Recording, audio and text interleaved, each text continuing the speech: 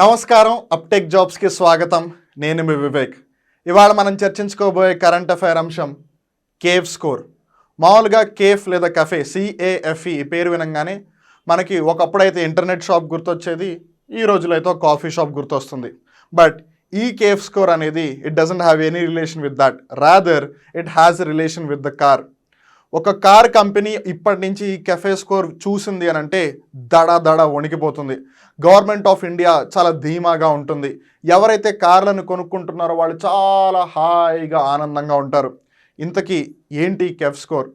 BS6కి cafe స్కోర్కి ఏమన్నా relation ఉందా?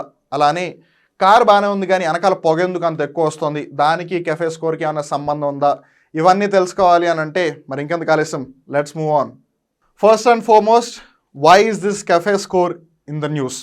Context ఏంటి అని గమనిస్తే, car companies in India will have to bear stiff penalties from April 2022 as the Energy Conservation Amendment Act 2022 stipulates heavy fines on a company's annual domestic sales numbers for violation of the mandated corporate average fuel economy, which is in short called as CAFE or else cafe score. So దీన్ని బట్టి మనకి ఇక్కడ క్లియర్గా ఏమైనా అర్థమవుతుందనంటే, government of India బేసిక్గా ఒక స్కోర్ని తీసుకొచ్చింది which is called corporate average fuel economy. అంటే ఒక కార్ కనీసం ఇంత ఫ్యూయల్ ఎకానమీ ఇవ్వాలి లేదా ఇంత ఫ్యూయల్ ఎఫిషియన్సీ ఇవ్వాలి అని ఒక స్కోర్ని తయారు చేశారు. దేనికోసం తయారు చేశారు? ఏవైతే కార్ కంపెనీస్ ఉన్నాయో వాళ్ళ కోసం తయారు చేశారు.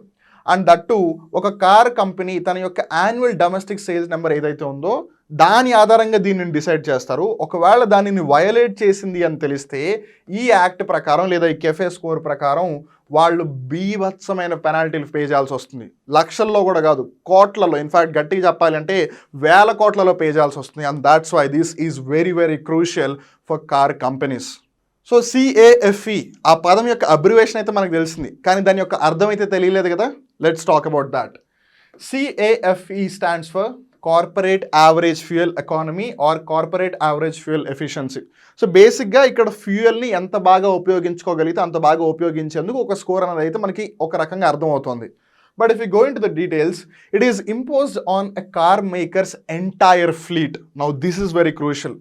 car makers entire fleet and not on an individual model. Just for example, ఒకవేళ మనం మారుతి సుజుకి కార్ కంపెనీని తీసుకున్నాం అనుకోండి. మారుతి సుజుకి మొత్తం కంపెనీలో ఒకే ఒక్క మోడల్ ఉందా? లేదు. ఎస్ప్రెసో ఉంది, బెలినో ఉంది, విటారా బ్రీజా ఉంది, అలానే సియాజ్ ఉంది, ఇలా డిఫరెంట్ మోడల్స్ ఉన్నాయి కదా. సో అలా ఒక కార్ కంపెనీ ఎన్ని మోడల్స్ లాంచ్ చేస్తే అన్ని మోడల్స్ తన యొక్క మొత్తం ఫ్లీట్ మీద ఇది ఇంపోజ్ అవుతుంది. అందుకే కార్ కంపెనీలు దడ వణికిపోతున్నాయి. It is a limit set on the total emission of carbon dioxide produced. అంటే ప్రతి వెహికల్ కూడా పెట్రోల్ కానీ డీజిల్ కానీ ఏదో ఒకటి యూస్ చేస్తుంది యాజ్ ఫ్యూయల్. అఫ్ కోర్స్ కొన్ని ఎలక్ట్రిసిటీని కూడా యూస్ చేస్తాయి, బట్ ఈవెన్ దెన్ ఇన్ జనరల్గా ప్రతి కార్ ఫ్యూయల్ తీసుకుంటుంది. సో ఆ ఫ్యూయల్ యూస్ చేసి అది రన్ అవుతుంది. సో ఆ కార్ రన్నింగ్లో ఆపరేషన్లో ఉన్నప్పుడు కార్బన్ డైఆక్సైడ్ బయటికి రిలీజ్ చేస్తుంది కదా. సో ఒక కార్ ఎంత రిలీజ్ చేస్తుంది అనేది కౌంట్ చేసుకుని అలా ఎన్ని కార్లు అయితే ఆ కంపెనీ సెల్ చేసిందో అదంతా టోటల్ క్యాలిక్యులేట్ చేసినప్పుడు వాళ్ళు ఏదైతే లిమిట్ పెట్టారో ఆ లిమిట్ని ఒకవేళ అది దాటేస్తే కార్ కంపెనీస్ ఫైన్ కట్టాలి. అండ్ దట్టు మనం ఇందాక అనుకున్నాం కదా, ఒక మోడల్ మీద కాదు, ఆ కంపెనీ ఎన్ని కార్లు తయారు చేస్తే అన్ని కార్ల మీద. ఉదాహరణకి మనం మళ్ళీ ఒకవేళ వేరే ఏదైనా కంపెనీ తీసుకున్నాం అనుకోండి, ఉదాహరణకి టాటా.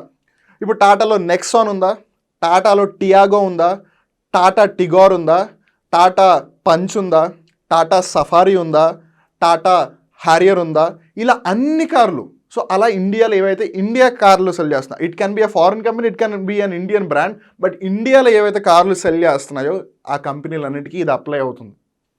ఇప్పుడు మీరు అనొచ్చు, why a limit on CO2 when cafes about fuel efficiency? మీరు ఇందాక గమనించారు కదా, CAFE ఫ్యూయల్ ఎఫిషియన్సీ లేదా ఫ్యూయల్ ఎకానమీ. అక్కడేమో మీరు ఫ్యూయల్ ఎకానమీ అని అంటున్నారు, ఇక్కడేమో ఒక కార్ ఎంత కార్బన్ డైఆక్సైడ్ ప్రొడ్యూస్ చేసింది అని అంటున్నారు. అసలు ఆ రెండింటికి సంబంధం ఏంటి అని let's try to get to know about that. Measuring fuel efficiency and the carbon dioxide output of a car are one and the same thing. ఒకవేళ ఒక కార్ కార్బన్ డైఆక్సైడ్ని బయటికి ఎక్కువగా రిలీజ్ చేస్తోంది అని అంటే అది ఫ్యూయల్ని ఎక్కువగా యూజ్ చేస్తోంది అంటే దాని యొక్క ఎఫిషియన్సీ అంతగా లేదు అని. ఒకవేళ కార్ తక్కువ ఫ్యూయల్ యూస్ చేస్తుంటే ఆబ్వియస్గా అప్పుడు తక్కువ కార్బన్ డైఆక్సైడ్ రిలీజ్ చేస్తుంది కదా. So it's nothing but the same thing. So అది కార్బన్ డైఆక్సైడ్ మెజర్ చేసినా లేదా ఫ్యూయల్ ఎకానమీని మెజర్ చేసినా it's the same thing. The amount of carbon dioxide A car emits అంటే ఒక కార్ బయటికి కార్బన్ డైఆక్సైడ్ ఎంతైతే రిలీజ్ చేస్తుందో in fact is directly proportionate to the amount of fuel it consumes. ఉదాహరణకి ఒక కార్ మామూలుగా 1 kilometre వెళ్ళడానికి 1 లీటర్ పెట్రోల్ యూస్ చేస్తాం, జస్ట్ ఎగ్జాంపుల్ కోసం. సో ఇప్పుడు 1 లీటర్ పెట్రోల్ పోసిన తర్వాత కూడా ఒకవేళ అది 1 కిలోమీటర్ వెళ్ళలేదు అనుకోండి, దాని అర్థం ఏంటిది, అది ఎంతైతే 1 లీటర్ కార్బన్ డైఆక్సైడ్ బయటకు రిలీజ్ చేయాలో మొత్తం రిలీజ్ చేసేసింది, కానీ ఎకానమీ లేదా ఎఫిషియన్సీ పరంగా 1 కిలోమీటర్ వెళ్ళాల్సింది వెళ్ళలేదు. సో ఆ విధంగా ఆ మిగతా డిస్టెన్స్ వెళ్ళడానికి మళ్ళీ ఫ్యూయల్ కొట్టించాలిగా, ఆ రకం మళ్ళీ ఎక్కువ కార్బన్ డైఆక్సైడ్ రిలీజ్ చేస్తుందిగా. అండ్ ఇన్ దాట్ వే వాళ్ళు ఏం చేస్తారంటే కార్బన్ డైఆక్సైడ్ ఎమిషన్స్ని తగ్గించడానికి ఫ్యూయల్ ఎకానమీ ఇంక్రీజ్ అవ్వాలి, అప్పుడే కదా ఎమిషన్స్ తగ్గినట్టయితే అది ఎక్కువగా ఇంజన్ మూవ్ చేయడానికి యూస్ చేస్తున్నట్లు లెక్క. సో అందుకని వాళ్ళు ఈవెన్ దో ఒకసారి ఫ్యూయల్ ఎకానమీ అని చెప్పినా, ఒకసారి కార్బన్ డైఆక్సైడ్ అని చెప్పినా సరే, బేసికల్గా కార్లు ఎక్కువగా ఎమిషన్స్ని రిలీజ్ చేయకూడదు, అదే సేమ్ టైం ఎఫిషియన్సీని పెంచాలి అని చెప్పి కార్ల మీద వాళ్ళు ఈ ఫైన్ వేశారు. దానికి వాళ్ళు ఏదైతే స్కోర్ పెట్టారో దాన్ని కేఫ్ స్కోర్ అంటున్నారు. ఇప్పుడు వచ్చే ఇంకో ఇంపార్టెంట్ క్వశ్చన్ ఏంటి, సో ఈ కేఫ్ ఏదైతుందో దీనికి సంబంధించి ఏవైతే రూల్స్ అండ్ రెగ్యులేషన్స్ ఉన్నాయో is it the same as BS6? No. CAFE norms BS6 norms ఒకటి కాదు. వెల్, కేఫ్ అంటే మనకు ఆల్రెడీ తెలుసు, BS6 అంటే Bharat stage 6. Let's try to find the difference between dum. While BS6 norms limit the emissions of pollutants like hydrocarbons, sulfur and oxides of nitrogen, అంటే sulphur oxides అలానే nitrogen oxides ఏవైతే ఉన్నాయో వాటికి సంబంధించి, హైడ్రోకార్బన్స్కి సంబంధించి BS6 చెప్తుంది. యాక్చువల్గా ఒక 2-3 ఇయర్స్ ముందు వరకు కూడా ఇండియాలో BS4 ఉంది. సో ఇండియా BS5కి రావాల్సింది, ఆల్రెడీ యూరోపియన్ స్టాండర్డ్స్తో మ్యాచ్ అవ్వాలి అని చెప్పి మన వాళ్ళు BS4 నుంచి BS5కి రాకుండా BS5ని జంప్ చేసేసి BS4 నుంచి డైరెక్ట్గా BS6కి వచ్చేసారు. ఆ విషయాన్ని కూడా జాగ్రత్త గుర్తుపెట్టుకోండి. బట్ ఇక్కడ మనం జాగ్రత్త గమనిస్తే కేఫ్ నామ్ deals with overall fuel consumption, specifically the quantity of fuel consume, అంటే ఎంత ఫ్యూయల్ని కన్జ్యూమ్ చేస్తుంది అని. ఎంత ఎక్కువ ఫ్యూయల్ కన్జ్యూమ్ చేస్తే అంత కార్బన్ డైఆక్సైడ్ బయటికి రిలీజ్ చేస్తుంది కదా. సో బేసిక్గా ఇక్కడేమో వీటి మీద ఎక్కువ ఫోకస్ చేస్తుంది BS6, వేరాస్ కెఫే వచ్చేసి దీని మీద ఫోకస్ చేస్తుంది. So both are not the same, but both are similar. ఆ విషయం జాగ్రత్త గుర్తుపెట్టుకోండి. సిమిలర్ వేరు, సేమ్ వేరు. అంటే రెండు ఒకటేనా, రెండు ఒకటేలా ఉన్నాయా అని. రెండు ఒకటే అయితే ఇట్స్ సేమ్, రెండు ఒకటేలా ఉంటే ఇట్స్ సిమిలర్.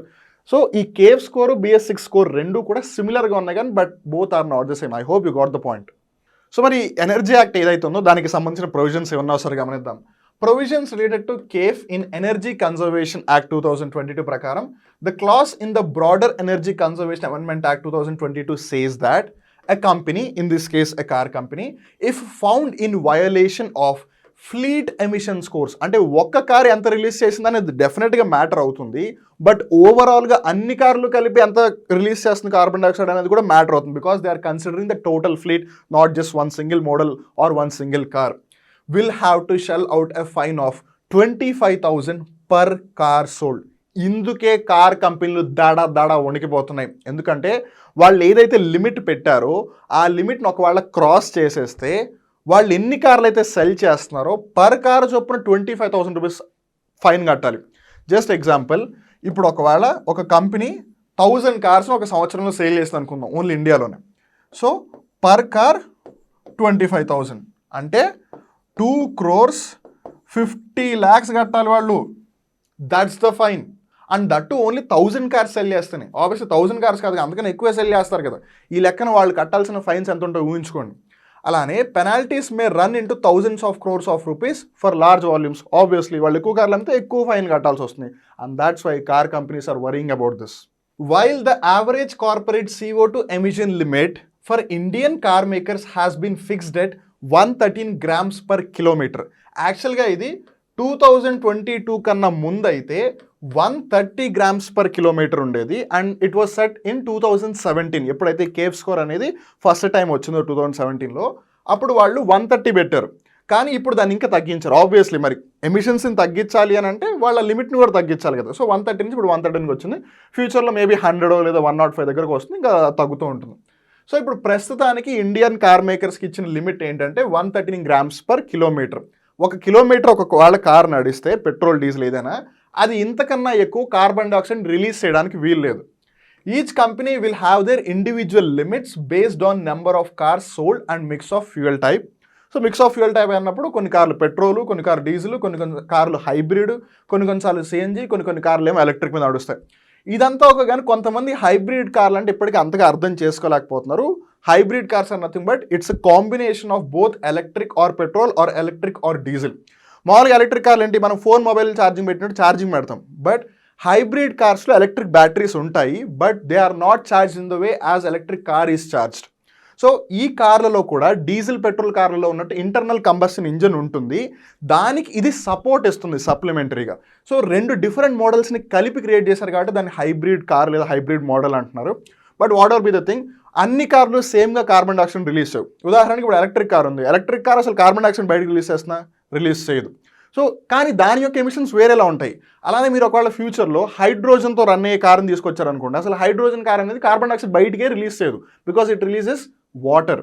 సో కార్కి ఏ మోడల్ సెల్ చేస్తుంది, దానికి లిమిట్ ఎంత పెట్టారు అన్నది కూడా వేరీ అవుతుంది. బట్ అల్టిమేట్గా దాని అన్నింటినీ క్యాలిక్యులేట్ చేసి వాళ్ళు ఒకవేళ లిమిట్ క్రాస్ చేస్తే ఫైన్ వేస్తారు. The 25,000 rupees fine will kick in if the fleet CO2 emission for a company is higher by 0 to 4.7%. So వాళ్ళు 113 grams పెట్టారు కదా, సో 113 grams-కి ఒకవేళ 0 to 4.7% కన్నా ఎక్కువ ఎమిషన్స్ రిలీజ్ అయిపోతే వాళ్ళు 25,000 పర్ కార్ ఫైన్ పే చేయాల్సి వస్తుంది. ఎన్ని కార్లు సెల్ చేస్తే అన్ని కార్లు ఇంటూ 25,000.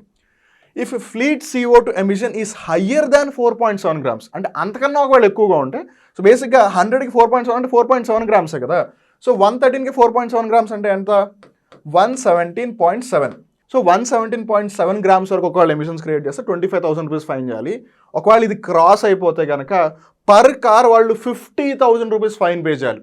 అంటే ఒకవేళ ఒక కార్ కంపెనీ ఈ లిమిట్ క్రాస్ అయిపోయింది అనుకోండి మొత్తం సెల్ చేసిన కార్స్ అన్నిటి యొక్క వాల్యూ ప్రకారం, సో వాళ్ళు పర్ కార్ 50,000 అంటే ఇందాక మనం ఏదైతే 1000 కార్స్ ఎగ్జాంపుల్ తీసుకున్నాం దాని ప్రకారం వాళ్ళు 5 కోట్లు ఫైన్ పే చేయాలి. బట్ అగైన్ దీనికి సంబంధించి ఎస్పెషల్లీ కార్ కంపెనీస్ కొన్ని అబ్జెక్షన్స్ రేజ్ చేసాయి. అవి ఏంటో ఒకసారి గమనిద్దాం. In the case of companies that cell in volumes, obviously అన్ని కార్లు కూడా ఇప్పుడు కొన్ని ఫెరారీ లాంటి కార్లు అనుకో, మహా అయితే ఎంతమంది కొంటారు దేశం మొత్తంలో, ఒక 50 మంది కొంటారేమో మహా అయితే. లేదు కొన్ని కార్లు అయితే 10 మంది 5 మంది కొంటారు. కానీ if you talk about commercial cars లేదా మాస్ కార్స్ ఏవైతే ఉంటాయి, అంటే మారుతి సుజుకి కంపెనీ తయారు చేసే కార్సు, టాటా కంపెనీ తయారు చేసే కార్సు, లేదా ఎక్కువ జనరల్ పబ్లిక్ యూస్ చేసే కార్స్, వాళ్ళందరూ వేలల్లో కార్లు అమ్ముతారు.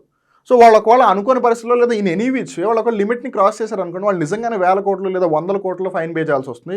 It's a very big problem for the car company.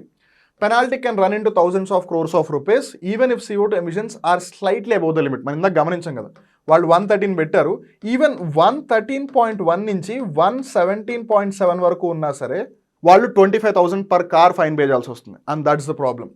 This is unfair as companies are investing in green technologies such as hybrids, electrics and CNG over and above what they spent on migrating to BS6 standards.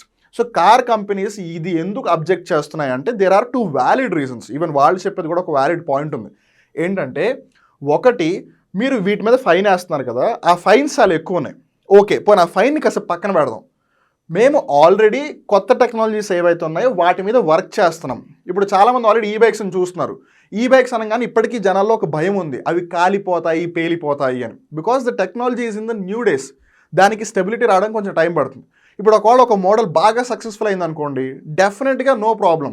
కానీ ఇంకో model చూడ్డానికి బాగుంది, on paper బాగుంది, కానీ ఒకవేళ ఊరికే కాలిపోతుంది అనుకోండి. ఉదాహరణకి మీరు జాగ్రత్తగా గమనించినట్టయితే శాంసంగ్కి సంబంధించి ఒకప్పుడు ఒక ఫోన్ ఎక్కడ పడితే అక్కడ పేలిపోతూ ఉండేది.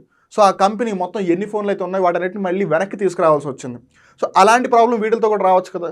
సో వాళ్ళు ఎలక్ట్రిక్ టెక్నాలజీ అవ్వచ్చు, సిఎన్జీ అవ్వచ్చు, హైడ్రోజన్ అవ్వచ్చు, సోలార్ పవర్ అవ్వచ్చు, ఇలా అన్ని టెక్నాలజీస్ మీద టెస్ట్ చేస్తున్నారు. సో రీసెర్చ్ అండ్ డెవలప్మెంట్ కూడా చాలా ఖర్చు అవుతుంది కదా. సో మేము ఆల్రెడీ వాటి మీద ఖర్చు పెడుతున్నాము, మేము రీసెర్చ్ మీద ఫోకస్ చేస్తున్నాము జస్ట్ టు ఎన్ష్యూర్ ఈ ఎమిషన్స్ని తగ్గిద్దామని. అలాంటిది మీరు ఇప్పుడు మా చేతులు కట్ చేసేస్తే మేము ఎలా వర్క్ చేస్తాం? అందుకని ఈ ఫైన్స్ని తగ్గించండి లేదా దీని గురించి ఒకసారి ఆలోచించండి అని చెప్తున్నారు. అండ్ ఇంకో వ్యాలిడ్ రీజన్ ఏంటంటే BS4 నుంచి BS5కి రావాలిగా, బట్ BS5కి రాకుండా వాళ్ళు డైరెక్ట్లీ BS6కి జంప్ చేయాల్సి వచ్చిందిగా. సో BS4లో ఆల్రెడీ చాలా కంపెనీస్ అప్పటికే చాలా కార్లు తయారు చేసి ఉన్నాయి, అంటే మ్యానుఫ్యాక్చర్ చేసి పెట్టుకున్నాయి. బట్ BS6 స్టాండర్డ్స్ని మెయింటైన్ చేయడానికి వాళ్ళు మళ్ళీ చాలా ఖర్చు చేయాల్సి వచ్చింది. Because of which company had last lot of revenue. So వాళ్ళు అనేది ఏంటంటే బికాస్ ఆఫ్ దీస్ రీజన్స్ మాకు అట్లీస్ట్ కొంచెం రిలాక్సేషన్ ఇవ్వండి, ఆ ఫైన్స్ని అయినా తగ్గించండి, లేదు ఇప్పుడే దాన్ని ఇంప్లిమెంట్ చేయకండి, లేదు దీనికి సంబంధించిన మాకు ఏదైనా హెల్ప్ చేయండి అని. అలానే ఒకసారి ఇక్కడ మీరు పిక్చర్ గమనిస్తే మీకు ఇంకా క్లియర్గా తెలిసేది ఏంటంటే ఈ ఎనర్జీ కన్జర్వేషన్ ఏదైతే 2022 యాక్ట్ ఉందో దాని ప్రకారం it empowers government to mandate use of non fossil fuels by industries, set efficiency standards for vehicles, ships and equipment. So ఈ కెఫే స్కోర్ అనేది ఫ్యూచర్లో షిప్స్ వాటికి కూడా రావచ్చు. అలానే the fine set in India are much higher compared to other nations says industry watchers. So ఈ car ఇండస్ట్రీకి సంబంధించి, ఆటోమొబైల్ ఇండస్ట్రీకి సంబంధించి ఎవరైతే ఉన్నారో వాళ్ళు అనేది ఏంటంటే ఈ ఫైన్స్ నిజంగా చాలా హెవీగా ఉన్నాయి. ఒక కార్ మహా అయితే పోనీ ఒకవేళ 5 లక్షలు అనుకుందాం, 5 లక్షల మీద మీరు 25,000 ఇచ్చేస్తే కార్ కంపెనీకి మొత్తం ప్రాఫిట్ అని రాదుగా. బికాస్ రీటైలర్సు, డీలర్సు, సేల్స్ మన్స్ మధ్యలో కమిషన్లు చాలా మందికి వెళ్ళిపోతూ ఉంటాయి కదా. సో అల్టిమేట్గా చెప్పాలి అంటే కార్ కంపెనీకి మొత్తం ప్రాఫిట్స్ ఏమి రావు, వాళ్ళకి వచ్చేది కొంత. ఆ కొంతలో కూడా ఇప్పుడు మీరు 25,000 ఫైన్ అని తీసేసుకున్నారు అనుకోండి, బేసిక్గా ఇంక కంపెనీకి వచ్చేది ఏంటి? ఇప్పుడు కంపెనీకి తక్కువగా రెవెన్యూ జనరేట్ అయితే ఆబ్వియస్లీ అది అన్ని ప్లాంట్స్ని వర్క్ చేయలేదు, ఎంప్లాయీస్ని హైర్ చేయలేదు, ప్రొడక్షన్ తగ్గిపోతుంది, అది మళ్ళీ వెళ్ళి ఎకానమీని కూడా దెబ్బతీస్తుంది. అందుకని ఇండస్ట్రీ వాచర్స్ ఏమంటున్నారంటే ఈ ఫైన్స్ని తగ్గించండి అని. అలానే for larger volumes penalty can be thousands of crores of rupees if CO2 emissions are slightly above limit. Even ఒక 0.1తో తేడా వచ్చిన లిమిట్ని క్రాస్ చేసినట్టేగా. సో లిమిట్ని క్రాస్ చేసినట్టు పెనాల్టీ పే చేయాల్సి వస్తుందిగా. సో 113 కాస్త 113.1 వచ్చినా సరే వాళ్ళు 25,000 పర్ కార్ పే చేయాలి penalty, and that's a very big thing. అందుకని ఒకసారి మళ్ళీ ఆలోచించండి అని అందరూ అడుగుతున్నారు గవర్నమెంట్ని. అండ్ ఎందుకు ఈ క్యాఫ్ స్కోర్ అనేది చాలా ఇంపార్టెంట్ లేదా సిగ్నిఫికెంట్ అని అంటే, these norms force manufacturers to make more efficient cars. Obviously కార్ని ఎఫిషియెంట్గా తయారు చేస్తే ఫ్యూయల్ని ఎఫిషియెంట్గా యూజ్ చేస్తుంది. సో అప్పుడు ఆబ్వియస్గా ఎమిషన్స్ తగ్గిపోతాయి. సో వాళ్ళు ఏదైతే కావాలనుకున్నారో అది జరుగుతుంది. సో ఇండైరెక్ట్గా in one way it's good. But already cars కొత్త టెక్నాలజీస్ మీద వర్క్ చేయడానికి వాళ్ళు రీసెర్చ్ అండ్ డెవలప్మెంట్ చేస్తున్నారు కదా. సో మీరు మళ్ళీ ఇక్కడ ఫైన్లు వేస్తే మేము అటు రీసెర్చ్ మీద ఫోకస్ చేయలేము, ఈ లోపల ఇక్కడ ఫైన్లు కట్టుకుంటూ కూర్చోవాల్సి వస్తుంది. Cafe neither directly offers incentives for customers to choose fuel efficient vehicles not directly effects fuel prices. ఇక్కడ మనం జాగ్రత్తగా అర్థం చేసుకోవాల్సింది ఏంటంటే ఈ కేఫ్ స్కోర్ అనేది ఎవరైతే కేఫ్ స్కోర్ బాగా ఉన్న కార్లను కొంటున్నారో వాళ్ళకి ఏం ఇన్సెంటివ్ ఇవ్వట్లేదు, అలానే ఫ్యూయల్ ప్రైసెస్ను కూడా ఏ విధంగానే ఎఫెక్ట్ చేయట్లేదు. బట్ ఏ కార్ అయితే లేదు, ఏ కార్ కంపెనీ అయితే తను తయారు చేసిన కార్లని ఆ లిమిట్ని క్రాస్ చేస్తున్నాయి వాళ్ళకి ఫైన్స్ వేస్తుంది. So that they will make better cars. Rather it attempts to accomplish the goals indirectly by making it more expensive for automakers to build inefficient vehicles by introducing penalties. మీరు ఇలాంటి చట్టం ఏం పెట్టలేదు అనుకోండి, వాళ్ళు పర్లేదు కార్బన్ ఎమిషన్స్ ఏమైతే ఏమైంది, నాకు రావాల్సిన డబ్బులు నాకు వచ్చేస్తుందని సింపుల్గా లైట్గా తీసుకుంటారు. కానీ ఎప్పుడైతే నువ్వు ఈవెన్ 0.1%తో లిమిట్ని క్రాస్ చేసినా నువ్వు అంత ఫైన్ పే చేయాలన్నారు అనుకోండి, వాళ్ళు ఫైన్ పే చేయాల్సిన డబ్బులతో టెక్నాలజీని ఇంకా డెవలప్ చేసి అప్పుడు ఫ్యూయల్ ఎఫిషియన్సీని పెంచారనుకోండి, అప్పుడు ఎన్వైర్న్మెంట్కి మంచిదే, కస్టమర్కి మంచిది, బికాస్ మైలేజ్ పెరుగుతుంది, అండ్ కార్ కంపెనీస్ కూడా సేల్స్ ఎక్కువ అవకాశం ఉంది, అండ్ అల్టిమేట్గా వాళ్ళు పెనాల్టీస్ కట్టాల్సిన అవసరం లేదు, గవర్నమెంట్ కూడా హ్యాపీ, అందరూ హ్యాపీ. సో చూసారుగా CAFE స్కోర్ లేదా కేఫ్ స్కోర్. సో ఇది ఇంటర్నెట్ కేఫేకి అలానే కాఫీ కెఫేకి ఎటువంటి సంబంధం లేదు. బట్ వీ రియలీ విష్ ఇది ఏ విధంగా అయితే అవ్వాలి అని వాళ్ళు ఫస్ట్ ప్లేస్లో ఈ స్కోర్ని లేదా పాలసీని తీసుకొచ్చారో అదే విధంగా ఇది ఇంప్లిమెంట్ అవ్వాలి అని, అండ్ మోరోవర్ దీన్ని ప్రాపర్గా ఎగ్జిక్యూట్ కూడా చేయాలి అని చెప్పి, అలానే కార్స్ కూడా వాళ్ళ యొక్క టెక్నాలజీస్ని ఇంకా డెవలప్ చేసి కార్స్ యొక్క ఎఫిషియన్సీని పెంచాలి అని కోరుకుందాం. అలానే మీరు కూడా అవసరం లేనప్పుడు ఊరికే కార్లని బయటికి తీయకండి. ఐ నో ఇప్పటికీ నేను చాలాసార్లు ఎన్వైర్న్మెంట్కి సంబంధించిన వీడియోస్ గురించి డిస్కస్ చేస్తున్నప్పుడు చెప్పాను, and I will again come to the same point. మీరు ఒకవేళ ఫ్యామిలీ అందరు కలిసి వెళ్తున్నారు అనుకోండి, కార్లో వెళ్ళండి, it's great moment, no one is saying no to that, in fact everyone will appreciate that. మీరు ఒక కారు కొన్నారు, అందరూ ఎంజాయ్ చేస్తున్నారు. బట్ అన్నెసరీగా మీరు ఇక్కడ నుంచి 1 కిలోమీటర్ వెళ్ళాలి అని అంటే మీ దగ్గర ఒకవేళ సైకిల్ ఉంటే సైకిల్ మీద వెళ్ళండి, లేదు బైక్ ఉంటే బైక్ మీద వెళ్ళండి. సో మీరు కారు 1 కిలోమీటర్గా తీసేస్తే మీరు ఒకటి మీ హెల్త్ని ఎనీవేస్ మీరు కాన్షియస్గా లేరు, అండ్ మోరోవర్ మీరు ఎక్కువ పొల్యూషన్ క్రియేట్ చేయడానికి ట్రై చేస్తున్నారు. ఎందుకంటే మీరు నలుగురిని తీసుకెళ్ళినా ఒకళ్ళని తీసుకెళ్ళినా మోస్ట్లీ అదే ఫ్యూయల్ కన్స్యూమ్ అవుతుంది కదా అక్కడ కార్కి. అందుకని so sometimes it's also important to think about the community or the environment as well. It's not only just about you and your family. I hope you are getting that point. Anyways ఇక్కడితో వాళ్ళ current affair episode ముగుస్తుంది. మళ్ళీ ఇంకో రోజు ఇంకో కొత్త current affair ఎపిసోడ్లో కలుద్దాం. అప్పటి వరకు చూస్తూనే ఉండండి అప్టేక్ జాబ్స్, మిమ్మల్ని మీరు అప్డేట్ చేసుకుంటూ ఉండండి. This is Vivek signing off.